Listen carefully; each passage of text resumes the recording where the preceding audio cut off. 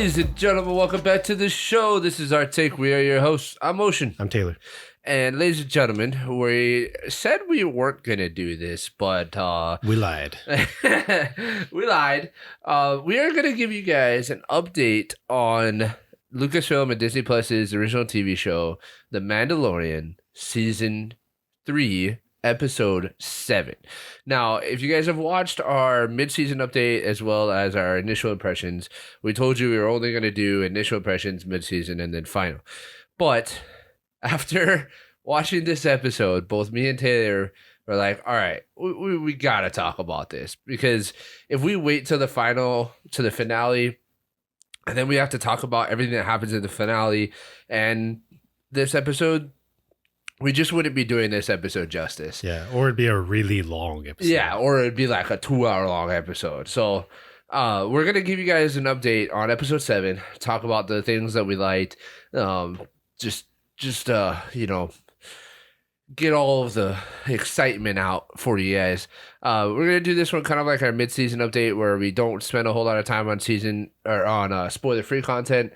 Get right into the scores, get right into the spoilers, because there's a lot of really cool, really awesome stuff that happened in this episode that we want to talk about and share with you guys. So without further ado, ladies and gentlemen, we're going to dive into some spoiler-free content real fast. For me, this episode kind of just like pushed this season over the top for me. Like, unless they do something insanely, crazily stupid in the finale, this season is like a knockout for me because of this episode. Yeah. Like, I was the whole episode. It was just a roller coaster of amazingness that I was just like, oh my god, what am I watching? Like, what is this? This is amazing. This is a very packed episode. Yeah, it's awesome. I really enjoyed it. If you guys haven't watched it yet, if you haven't watched like this season yet, you just get it over with. I mean, I think if you were waiting anyways, like, this is probably a good time because there's only the finale left, so you can just binge the whole thing. Just call out of work one day, call in sick, and just binge the whole season because it's pretty amazing. So, let's get into some scores. Taylor, how are you feeling at the 7 out of 8 episode mark? How are you feeling as far as the score goes? Well, this episode was awesome. I'm at like a 9. Yeah. If I was scoring this episode in and of itself, it'd probably be a 10. Yeah. I mean, if you just took it by itself because of like how much really cool stuff happens in this, it definitely could be a 10 for sure. Yeah. But as the show as a whole is a 9 for me as well. This finale, we'll kind of dive into it a little bit in the spoiler session, but it'll be interesting to see what happens. So yeah, 9s for me, both me and Taylor. Those are our scores, ladies and gentlemen. We're going to dive into some spoilers now. So if you haven't seen the episode, go check it out first. Definitely want to experience this stuff for the first time watching the episode instead of us spoiling it for you. So go check it out and then come back and we'll talk about all the exciting stuff together. All right. So ladies and gentlemen, this is going to serve as your official spoiler alert. Alrighty. So, yeah, how long did your erection last for? Longer than 24 hours. Gotta call a doctor, bro. Yeah, had to call 2 doctors. Yeah, this episode was like jammed full of really cool stuff, and I think some people argue that it was pretty fast paced, and other people are arguing that like it doesn't set up for a very good finale. But I don't really care right now. I'll wait until the finale comes out to make that decision. Yeah, but as of right now, I could see that, but I feel like that's just maybe it's too early of a assumption. Yeah, I gotta wait to see the finale because as of right now, this episode was a banger, knocked it out of the park. Let's start with the beginning of the episode. Was it this? Yeah. The beginning of the episode where Grogu gets his own armor, essentially. Kinda, yeah. So Din Djarin Die and Greek Karga brings a gift of this really cool like liquor that looked awesome that I really wanted to try. But he also says, "Oh, I have another, huh? $500. Yeah." Also want it has another gift for him, and it was IG-11, but actually IG-12 now because they gutted him and turned him into a bodysuit for Grogu. Yeah. And it's funny to watch Grogu start to have more of a personality now. You know, like in the first couple seasons and even Book of Boba Fett, like he didn't really have much of a personality other than just being a cute little kid, right? That had force powers. But now he's kind of like developing his own personality traits, and he's a little feisty. Yeah, like, a little sassy. Yeah, he's a little sassy. It's kind of like he's like almost like a preteen right now or something, where he's just got a little sass to him. And you know, when Din Djarin's like, "No, you can't have this," he's like, "Too bad, I'm doing it anyway." Yeah. And he just flies in there and constantly presses the yes button. No, or the yes, no button. Yes. It's so funny. And Din Djarin is just such a classic dad of just doesn't want to deal with it. Yeah. Just fucking, this is so. I did, you know, it is funny and, you know, it's cute and stuff. I do think that there's like something about it that I'm not a fan of, because it seems like a way for them to skirt by without having to really push Grogu as a character physically in the show. Because obviously he's like a doll, right, and it's like a mix of like stop motion / CG, right, and all that kind of practical stuff. Effects, yeah. And so there's limitations with that. And I feel like the reason for them doing this, on top of the like funny aspect and stuff, is to get around that. I see what you mean. To make the editing and stuff easier. Yeah, because, you know, he can obviously, now that he's in the body of IG-11 or IG-12, he can do more physically without it being super difficult for them to create, which is kind of disappointing, but I understand. I didn't think of it like that. Because you know, otherwise it's gonna be more like what we should be seeing is basically like Yoda, right? Like prequel Yoda, yeah. Which is all CG, yeah. Which, you know, people may not be a fan of it, but like I said, there's some limitations they have to kind of work around, right? And like I said, I just feel like this is the reason, one of the big reasons why they're doing that. You know, I didn't really think of it that way. I didn't really think of the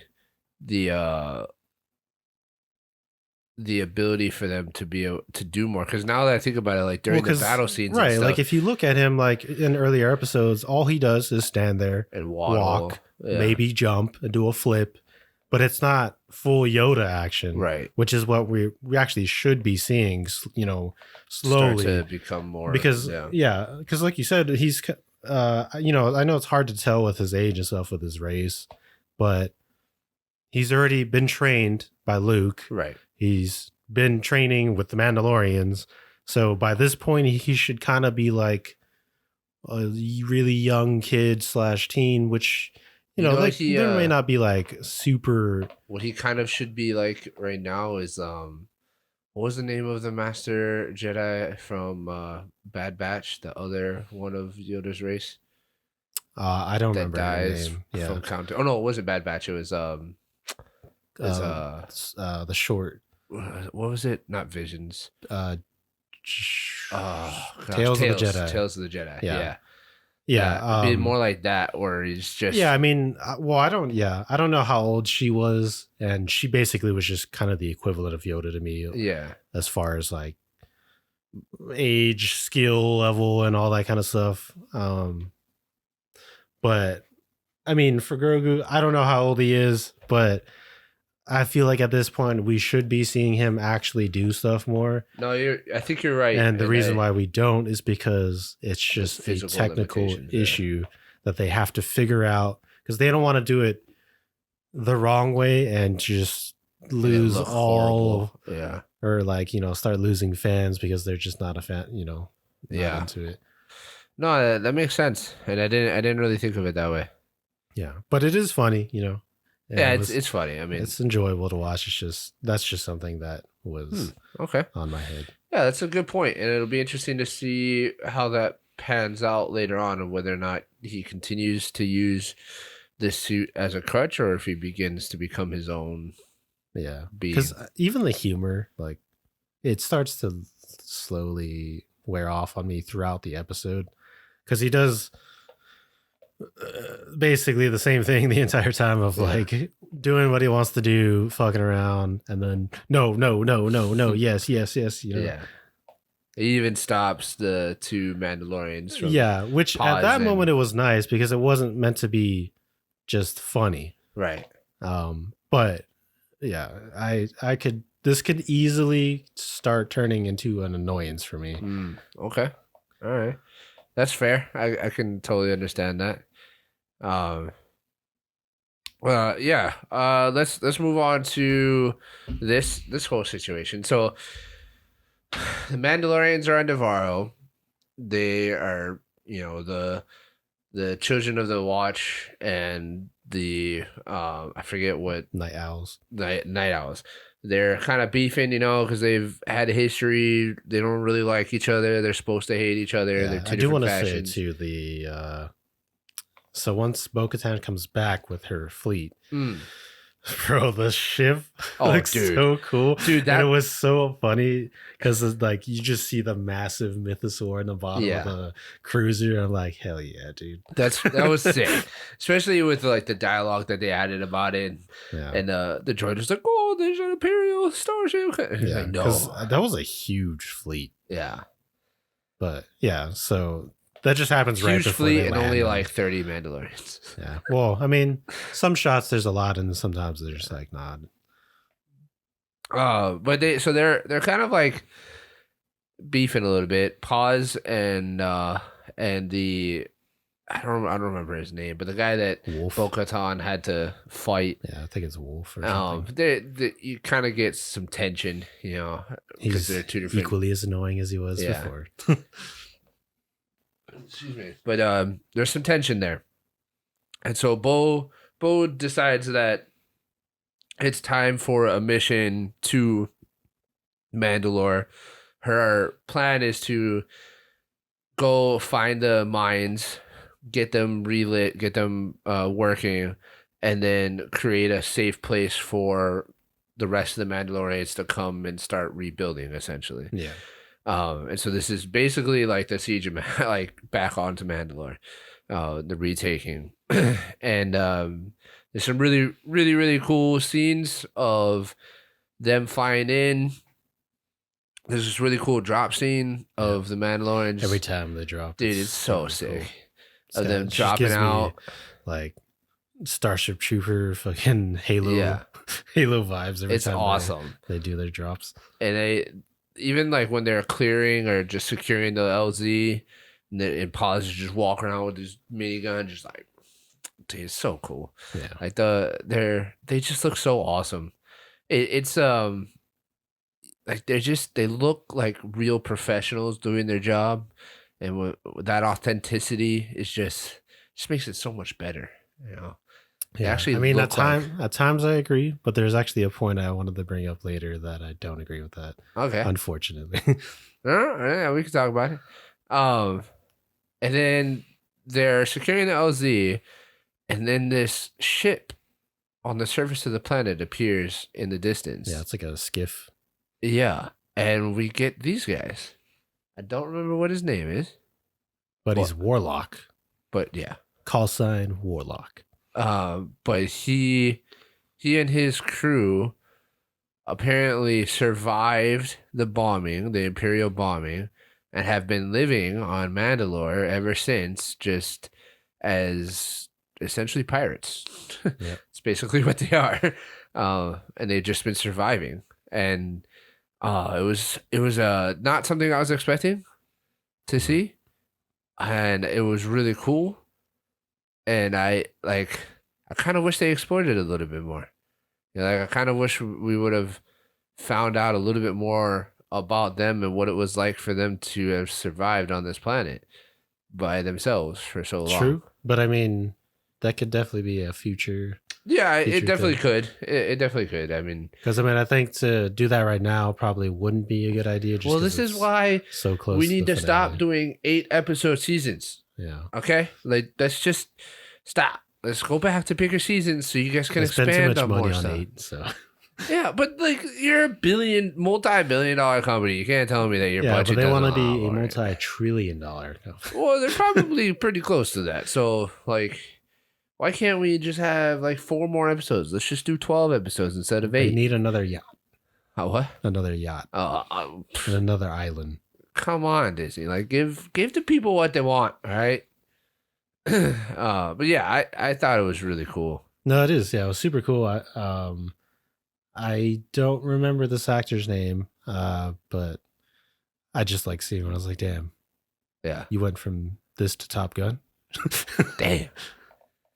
Cool guy. Yeah, His hair is kind of nuts. it is. It's crazy. But I mean, But yeah, I mean it makes they've been, total like, sense though. barely scraping by. And so. even like their armor Yes, and yeah, super everything. beat up and stuff It- from the war. It's just like it's so I don't know. It's so cool seeing different Mandalorians from different like situations and how Yeah. their armor is different. They're you know? like definitely Mad Max styled looking Yeah. Mandalorians. But even like the Night Owls all have like very similar armor, right? It's all like pretty regimented because they're very similar. But then you look at the Children of the Watch and everybody's got like pretty unique armor Yeah. and different like styles and it's just so cool. Like Mandalorians are so cool, man. Yeah. But it's been so awesome seeing so many different versions of This is what we wanted, Mandalorians. right? This is what we were asking for. We wanted to see lots of different Mandalorians. Yeah. Like I specifically remember during one of our trailer reactions, that's what we asked for. We just wanted to see different types of Mandalorians and cool stuff, and we got it. Their ship ends up getting destroyed by this giant monster that looks like a Stegosaurus with a club tail. Yeah. But he's the size of a mountain. Yeah, it's gigantic. Which makes me think like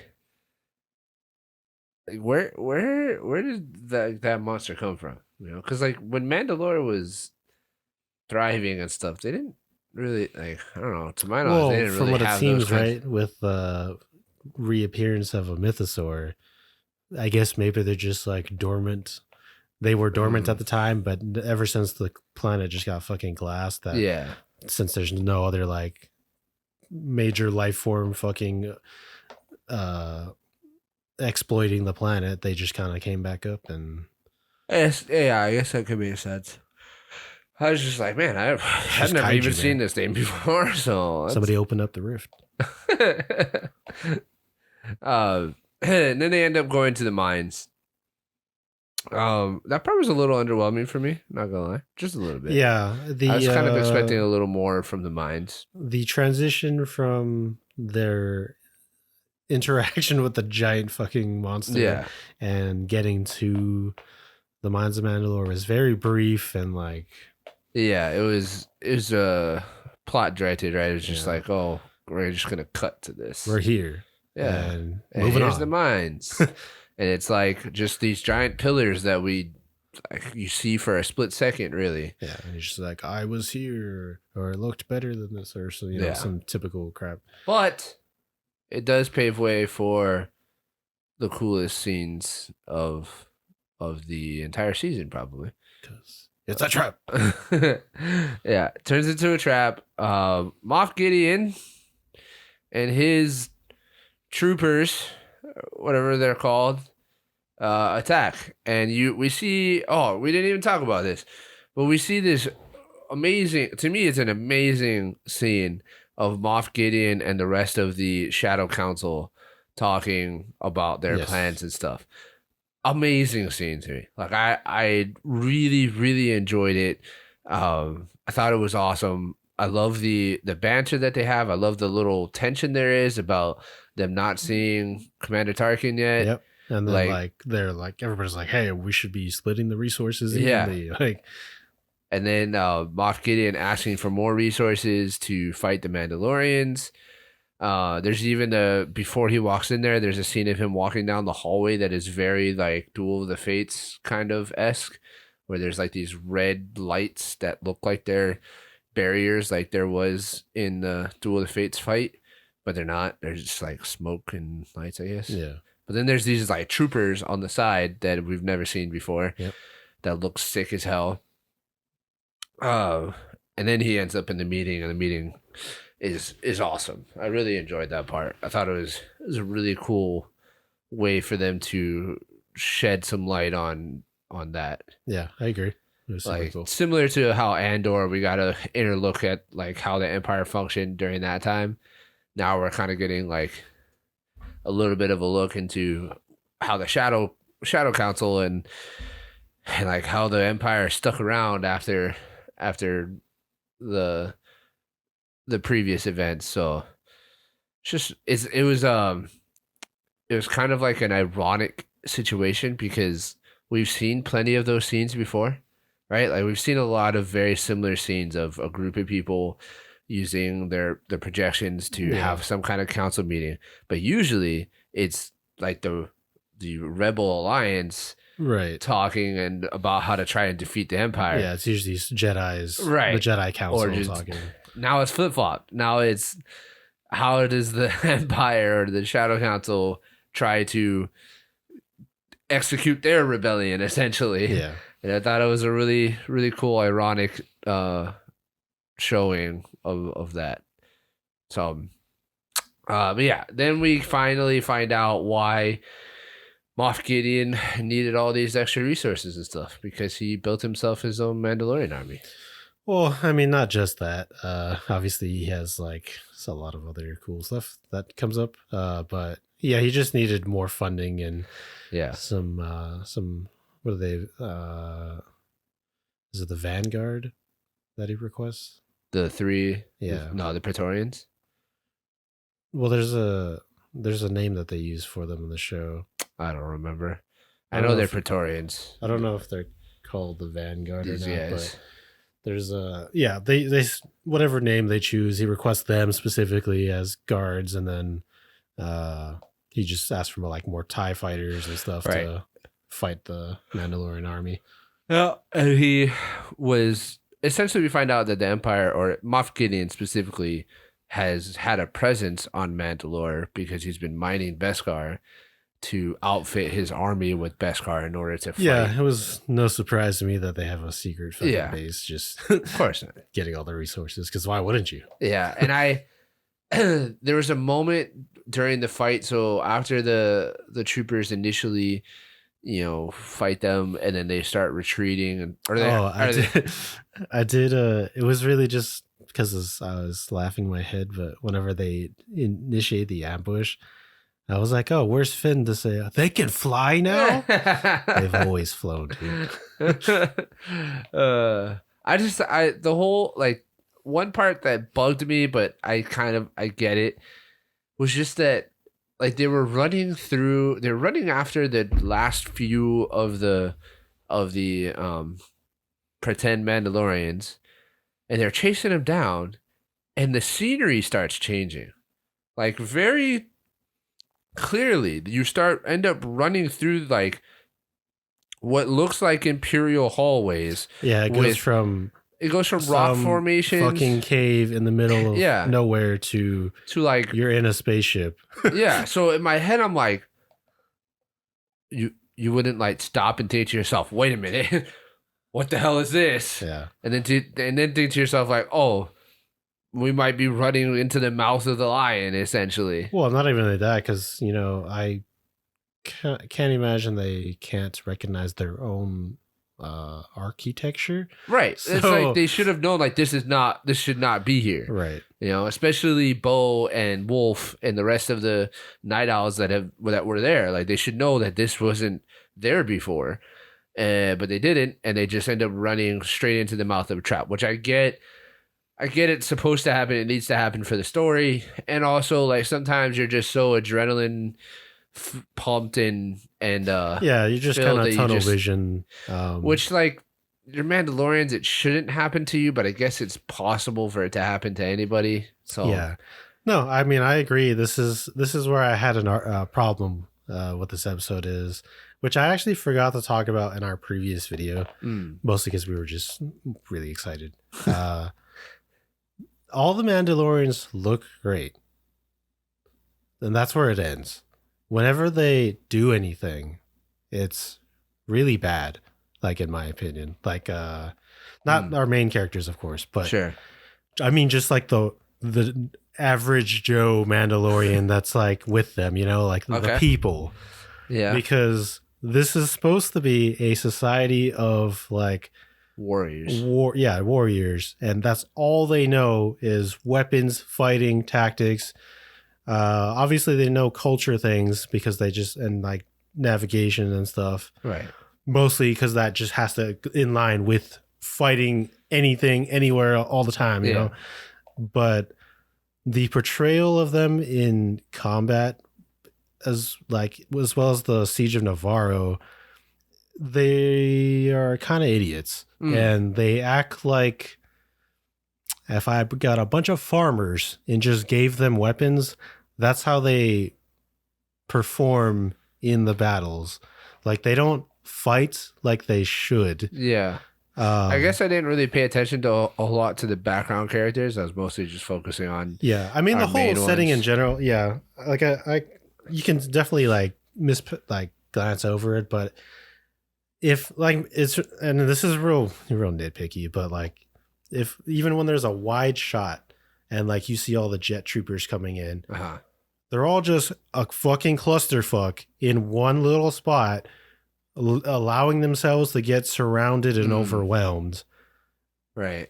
By who I'm sure this like I love the Empire and Stormtroopers are cool, but they're often idiots. Yeah. And like unless there's some significant leader with them actually planning and organizing stuff, they generally just do stupid things. And it's not like Moff Gideon was with them. Right. So they're just a bunch of random jet troopers, and you're allowing them to like overwhelm you immediately. Like running into a trap kind of plays into that, where it's like you shouldn't have had that happen. But like you said, there, I can definitely see a circumstance where you just forget, and you're just like so focused on you want to fucking win, you want to kill them. I get that, but I mean the initial ambush, like none of them moved. They just sat there. They were all like in the open in a fucking group. Cover, really. Like one fucking detonator could have killed all of them. Yeah. That doesn't happen because plot. But I didn't like that. And the same thing happened in the Siege of Navarro. Like as they were going through the town, like sure, they eventually win, but the way they go about doing it, it's like they struggled and barely got through that thing. And, they show off like the fucking, all the gadgets and stuff they have, which is cool, but they look like idiots, Okay. It's like disappointing to me. I guess I might have to rewatch those particular scenes because, like I said, I didn't really pay attention to the background guys. I really only paid attention to like Paz and Bo and. I mean, like I said, it's a nitpick, but it's important to me just because they're Mandalorians. Like, if you were just telling me it's fucking Book of Boba Fett with a bunch of random townspeople, sure, that's what I expect. But for Mandalorians, they're supposed to be an elite warrior race, right? Like, I mean, just imagine like 300 with Spartans, but they got their ass whooped, right? Okay, no, I think that's a fair point. Unfortunately, they do get trapped. Yep, and like half of their team gets cut off, and half of their team is behind this blast door. Yeah, really huge blast door. Unfortunately, Din Djarin gets captured by the troopers. Really sad moment because Din Djarin's fighting as best as he can by himself. And then Moff Gideon appears. Yep. Tell me not that his armor does not remind you of Mandalorians. Yeah, I mean, definitely. It's got some similarities for sure. It's got like the little horn things, even the colorway. Yeah, it's very it's very Mandalorian, which by the way, for those of you that don't know, Mandalorians are they're disciples of Darth Maul that are also Mandalorian, so their armor looks different and stuff. Yeah, they stylize it to resemble Darth Maul's likeness. Yes. Which yeah, it did, for sure does. They're pretty cool. Yeah, they're very cool. They for sure it does definitely remind me of that, and I love it. Yeah. Yeah. I didn't really know how to feel initially, because once he first appeared, I was like, like this is interesting. I don't know, but then like it's just cool, man. It's like, yeah, I just outfitted my entire army with Beskar to defeat you guys, which like makes sense. Like, yeah, why wouldn't you? That's like the smartest thing to do. Why wouldn't you use your enemy's greatest asset against them and outfit your army with it? And he himself looks badass as hell. So I at the end of the day, like I love it. I think it's awesome. Super cool. I would like a little bit more explanation as to how Moff Gideon is here, and like just fine. Like, I don't know. They did the whole shuttle thing. Yeah, we don't get a whole lot of information other than the fact that he escaped. Yeah, that his shuttle, they found his derelict. They did find traces of Beskar. Yeah, which obviously we still have. I mean, we have the finale, but it seems like I feel like that whole thing sounds like something that is like a future. Yeah, honestly, like my thoughts are that one, the Beskar that they found inside the shuttle, I have a hard time believing that he was working on this whole Beskar thing before the events of season 1. And so it's kind of, I don't know, for me it's kind of like I don't know. Sounds more like he hired. Because if you remember in season 1, I believe he's the one who offers Din the Imperial Beskar, right? Initially, like that was his first job to get Beskar, and he finally gets new armor or partial armor. That's his like first upgrade. Was the from the weird old looking dude, right? Yeah. Like that was his like reward or lieutenant or whatever. Like in, I guess, kind of under disguise, sort of, right? Or just playing it low. But he had an entire container full of Imperial Beskar. No, you're right. I didn't think about that.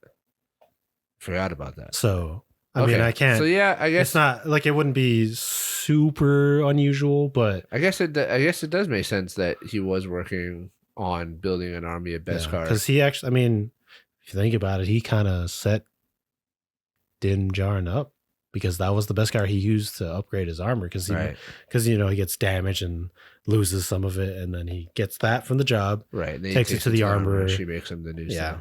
And that's when Paz is like, you traitor, because he's using Imperial Beskar. Right. So, I mean, that it kind of seemed like a established okay thing. No, I just completely forgot about that. So thanks for reminding me.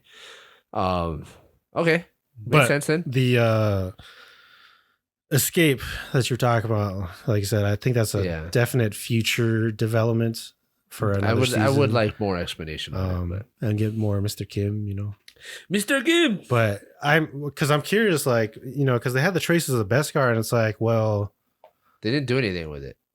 Like, what?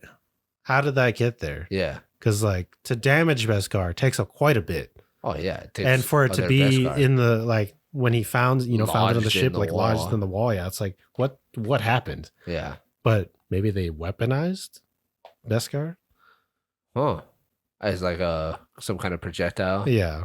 Oh, maybe.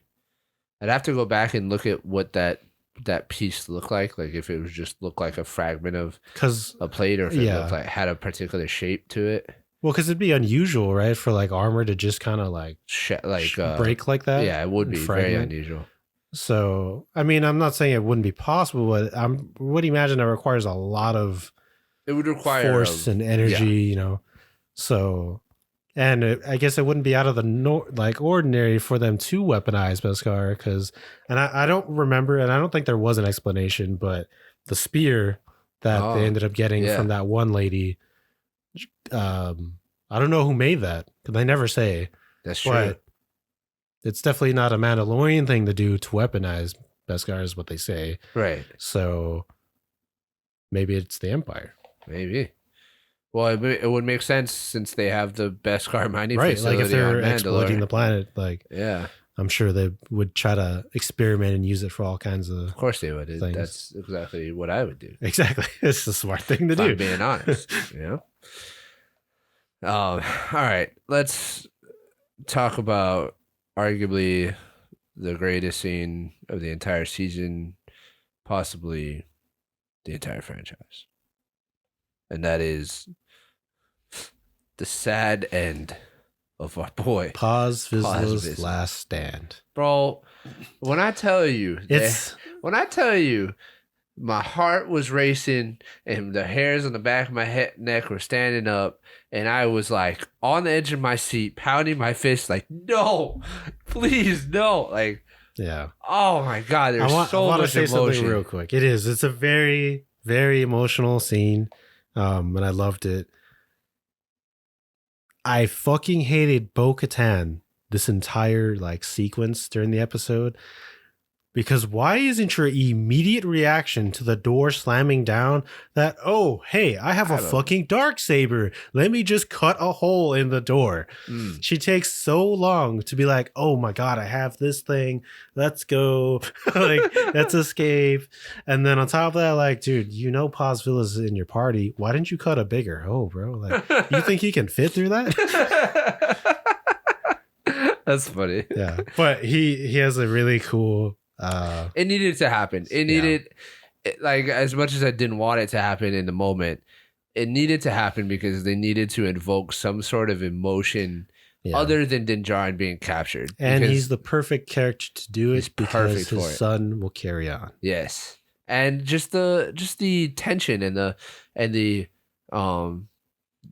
conflict that he's had with so many different characters, right? He's had conflict with Din Djarin, he's had conflict with Wolf, the resolving of the conflict with Din Djarin, saving a son. Like, there's just so many layers to his story that his death will inspire and provoke emotion in a lot of different people. So it better be a fucking massive statue for him. Oh yeah, later on, dude. It was such an incredible scene. The moment when Bo-Katan is like, "Let's go," and he's like, "No, somebody needs to hold them off. This is the way." And it just closes. Dude. Yeah, it's very predictable. Like I so amazing. I was like, of course this is gonna happen because, like, why wouldn't he do that? I would do that if I was him. Yeah, he's that guy. He's the. It was it was so fucking cool and sad, and I hold on, I lost my train of thought. Oh, I wanted to say real quick. This episode, there's a little bit of because everybody's wearing Beskar. Yeah. It's a little bit of the shit that like John Wick 4 had. Not nearly not as bad as John Wick 4. But there is a touch of everybody shooting each other, but they're all wearing Beskar, so they're just like, oh, but they're not dying, you know? Yeah. I mean, even Bo-Katan gets hit a few times. In this case, though, I do want to say for his particular character, it makes perfect sense for his last stand. Because he's trying to go out, killing them. So, and he's a big dude. So getting shot, it's believable to me that he can take a few hits versus he drops. Some fucking random dude that's just like wearing Beskar. Because I can't imagine, like sure, it stops a blaster, but that's probably the equivalent of you getting shot in a plate carrier. Like it's gonna break your ribs. You're still gonna like almost die, but you're gonna live. Yeah. It still hurts. Yeah, you're gonna be severely bruised, or at the very least, it's gonna hurt. But he was so cool, dude. The cinematography, the score, him yelling while he's just. It reminded me of very much of like "Get Up" from FMJ. Yeah, and he's just sitting there with his minigun, literally melting it. Like he just holds down the trigger till it melts. It's like the Predator fucking just and then you can see the fucking the barrels overheating and shit, and then he runs it out. It's great. It's amazing. And then he finishes off like a ton of the normal whatever Imperial Beskar wearing guys. Like he probably kills like a solid 30 to 40 guys. I mean, by honestly, he's himself. probably the only character who actually kills any of them Yeah. like throughout the scene. Like, because everybody else, I don't even feel like they shoot anybody. I think they do shoot in here the and there. direction, but I don't recall anybody actually. Because even in the hitting initial anything. ambush, Paz is the one that kind of like He uses his covers minigun everybody to yeah. create cover fire so that Yeah. people can move. He does his job, Yeah, which is yeah. a lot of people don't. So And it was such an amazing moment when we see it seems like Paz lived because he defeated a whole he bunch actually of, gives you that brief that brief moment of like, oh, maybe he is going to survive I guess hope or relief, and then out of the darkness. BDE comes out, shows the up. Praetorians. Yeah. This to me is what the feeling of seeing a Praetorian on screen is supposed to feel like. The feeling that you get during The Last Jedi when fucking Rey and Kylo Ren fight them in Snoke's office. It's just not the same. That was a joke. Yeah. The Praetorians are supposed to be like elite top level fighters that are not like Jedi Masters have a hard time defeating them. Well, because they're supposed to. Yeah. So it makes complete sense that Paz would have stood no chance against them. Yeah. And just the feeling. I feel like he did a decent job considering. Well, yeah. No, he put up like a fight for a solid 5 seconds, and then it's just the Praetorians are just like straight up. Better. He basically had a Boromir moment. Yes, but instead of arrows, it's their fucking batons that they're just stabbing. Energized batons. Yeah. But just the feeling that I got watching them walk out of the smoke, and ignite their batons, because that they're a possibility from the meeting or the council, but you kind of forget about them because they don't really touch on them, and then at the end they just bring them in, and you're like, oh, that's right, they're a thing. I kind of forgot about them, but I'm pretty stoked that they were in there. They look great, dude. Yeah. I mean, they were cool looking before, but I am really digging this new style that they got for them. Everything just seems so shiny and so like, just like popping out at you. You know? And I just like the fact that they walk around like they got a big D. They do. They definitely do. Because they do. That's definitely the energy you get when they walk out of the smoke. Like they, they just got like that kind of like Sith walk where it's just like nonchalant because they know they're like fucking badass. Top of the food chain. Yeah. It's pretty great. I don't really know what's coming in the finale. There's a lot of speculation out there. I'm sure. I've seen quite a few articles saying that Din Djarin is going to die. Do you think it's possible? I have a hard time. I don't think so. I have a hard time imagining that they would kill Din Djarin. I'm not against him dying, but I don't know if it's now's the right time. I don't, because we talked about it earlier within the story. Like at some point, he has to. I feel like within the story of the Mandalorians. But I don't know because of this episode if it would be particularly great for the finale. And on top of that, I know that they still have plans for future work. So I don't know if that's really. Well, I know for sure there's supposed to be a movie made that Dave Filoni is going to direct. That's supposed to take place within this storyline. That was announced at the Star Wars Celebration. So I have a hard time believing that they're gonna kill him off for one simple reason, and that's just money. Yeah, Din Djarin and what he brings to the franchise and brings to Star Wars in general is just too profitable for them. I would be shocked if the higher ups at Disney signed off on Dave Filoni. Yeah, we need to get rid of that. Like, I could see Dave Filoni wanting to do it for storytelling, and like you said, I think there is a point where Din Djarin probably needs to die to further the story, but I can't imagine the executives and stuff signed off on it. Yeah, basically, I agree.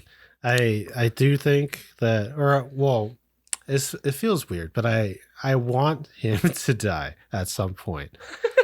Because, ladies and gentlemen, Taylor hates Din Djarin. He wants him to die. 100% clickbait. Because I love it so much that I don't want it to keep going on until I don't like it anymore. I rather. So you don't want him to live long enough to see himself become the villain. I don't mind if he becomes a villain. But, no. I'm just saying, like, the whole battle. Either die a hero or live long enough to become the villain. I want him to leave off on a good note. Okay. And I just don't think it's right now's the right time for the story, but it's definitely, I feel like, I mean, I agree. I think it's out of the question for Disney, but I think for the story and Star Wars, it is within the realm. Soon. Soon. Okay. What do you guys think, ladies and gentlemen? Do you think Din Djarin is going to die in this final episode, or what do you think has happened? Obviously, Mandalorians are going to go on a rescue mission, right? They're going to try and figure out where Din Djarin is and try and rescue him, as well as take out Moff Gideon. Yep. Do you think we're going to see the demise of Moff Gideon in this season finale, or do you think that's going to get pushed to a further season? Or I don't know for that, honestly. I could see either way. Yeah, I think he needs to die. I think Moff Gideon actually needs to die more than Din Djarin does, because I think if we don't kill off Moff Gideon and move on to a higher, more powerful villain, then the Mandalorian as a show is just always going to be stuck at this level or this tier of dealing with. Moff Gideon I kind of agree with that. Like, I do think at some point he does. I mean, he just has to, because it's just life. But I mean, depending on how they continue the story, like, I could see just like a huge time jump to like a way different time where it's just different people and stuff. Okay. But I feel like, I kind of agree. He does need to go. I don't know if they would want to like piggyback that. Like both of them going. That'd be bad. Yeah. And one major thing too, I think, is important before. Well, I think honestly, Moff Gideon needs to go for Din's sake. Like, he needs to go before Din does. Yeah, otherwise there'll always be an asterisk of Din Djarin was never able to actually defeat. And before Din goes, I feel like we would need to be more satisfied with Grogu before that happens. Yeah, for sure. And I definitely don't have that feeling right now. He seems, maybe not in like literal age, but like development wise, he's still too young. Yeah, I would agree. And I don't want anybody else but Din Djarin getting Grogu to that mature age. Yeah. To the at least to, to like a certain like Ahsoka level. Yes, exactly. Yeah. Ladies and gentlemen, before you bite our heads off, just keep in mind that the show is called The Mandalorian. It's not called Din Djarin and Grogu. Oh, that was actually another thing. Yeah, thank you for bringing that up. So I watched another podcast of some people I just really like, which is Kevin Smith and Mark Bernard, and they were talking about this the show, and like you said that you had heard, they kind of shared a similar mindset of they were maybe not as enthusiastic about this season because they had a completely different image of what the Mandalorian is.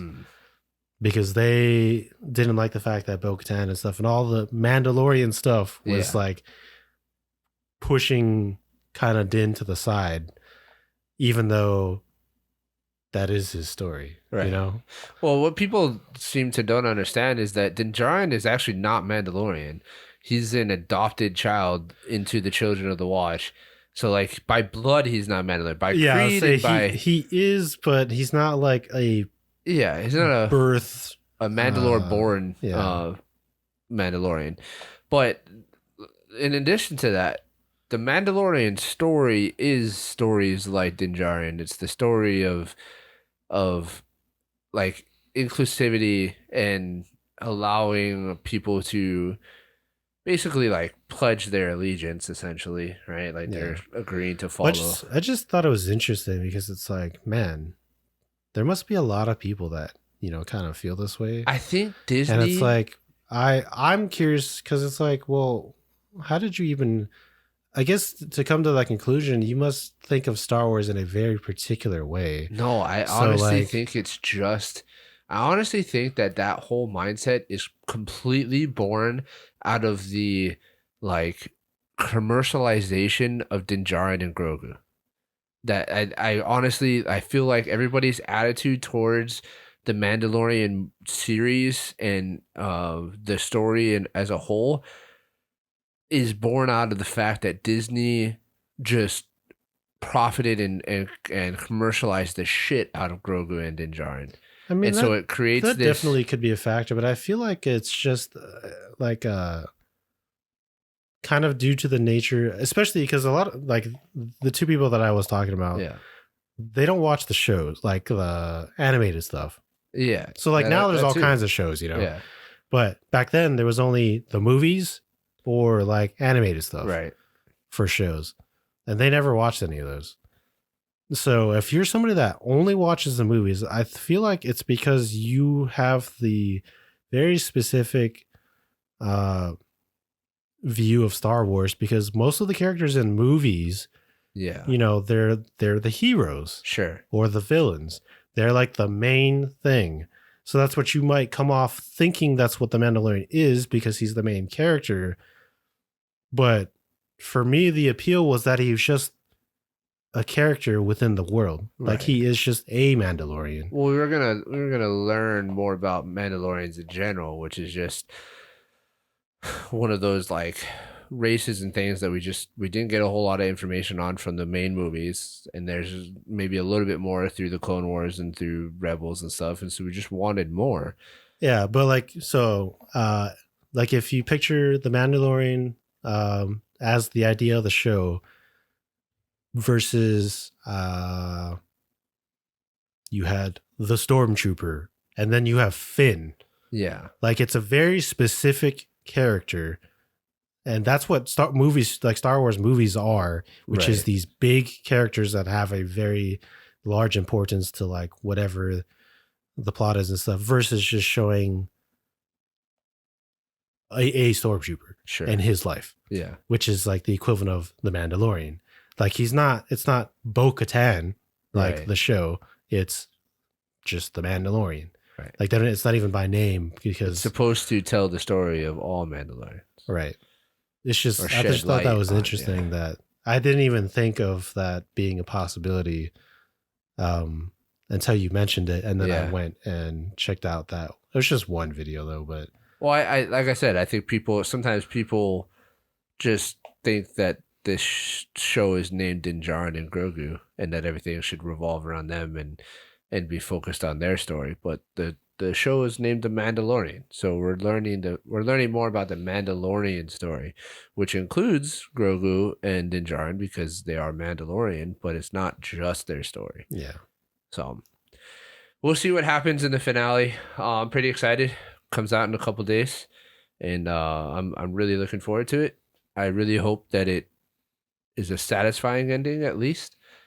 I don't really know how you're gonna top this episode, so good luck.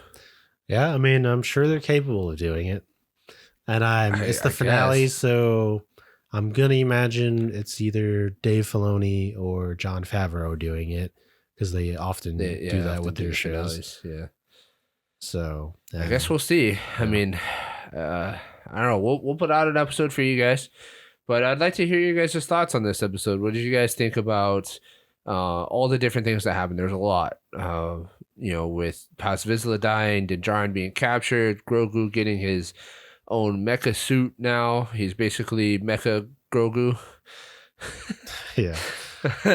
All he does is no. Yes. He still kind of just bumbles around and doesn't do a whole lot. But so, what did you guys think?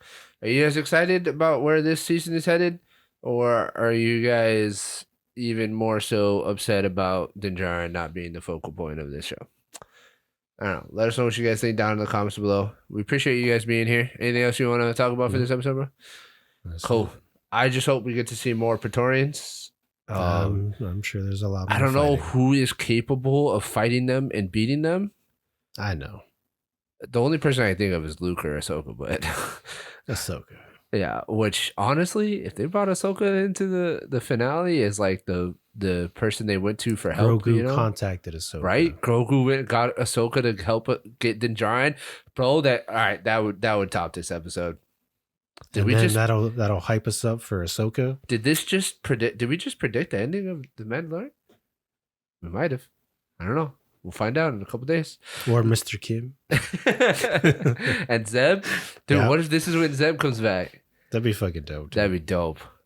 Ladies and gentlemen, thank you guys for joining us. We appreciate you as always. Please like, subscribe, comment, share with a friend. Check out our social media links as well as the other shows here on Anykind Media. We'll catch you guys in the next episode. This is the way.